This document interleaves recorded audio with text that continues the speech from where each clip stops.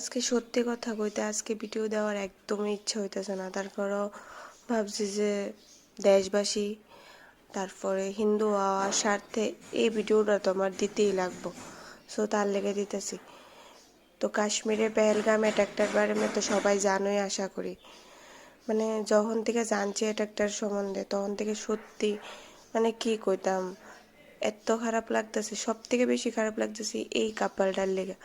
তারা সদ্য বিবাহিত, তারা একটু গেছিল, নিজেরা নিজেদেরকে চিনতো, জানতো, সময় কাটাইতো। আর কেউ হইলো কেউরে মানে তারা কিন্তু মারার আগে একবারও জিজ্ঞেস করছে না তোমার বাড়ি কই, তোমার নাম কি, তোমার মানে রাজ্য কি, কিচ্ছু না। জাস্ট খালি জিজ্ঞেস করছিল তোমার ধর্ম কি। ধর্মই তার আর কি কাল হয়ে আইসল কালকে।